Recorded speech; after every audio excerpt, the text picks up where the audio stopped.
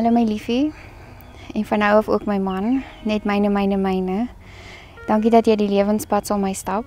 Dankie dat jy kies om saam my oud te word. Dankie dat jy my so onvoorwaardelik liefhet. Dankie vir al jou liefde en omgee, jou harde deernis en jou sagte hart. Dit is 'n eer om jou my man te noem en ek kan dank die Here dat hy jou vir my gemaak het. Ek is onbeskryflik baie lief vir jou, vir nou, vir ewig, vir altyd en na die tyd, sonder ophou of twyfel, jou vrou. Here, ek en my maat is twee wat saamgebind is as een.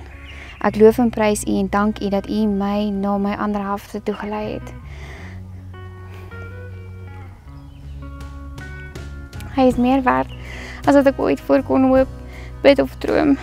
Seën ons huwelik, seën ons eenheid, seën ons lewens, help ons om nader aan mekaar te groei, nee, met elke jaar wat verbygaan. Lei ons om te doen wat U ons geroep het om te doen.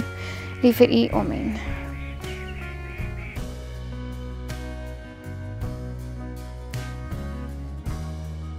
Van die oomblik af wat ek jou ontmoet het, het jy my lewe op maniere verander wat ek nooit gedink het moontlik is nie. Jou glimlag verlig selfs die donker dae en jou teenwoordigheid bring die vrede wat ek nie in woorde kan beskryf nie. Ek is so dankbaar vir elke oomblik wat ons saam deurgebring het en ek sien uit daarna om die lewe saam met jou te bou. Ek belewe om jou altyd te ondersteun, lief te hê en te respekteer deur elke uitdaging en oorwinning wat ons pad kruis. Jy is nie net my geliefde nie, maar ook my beste vriend.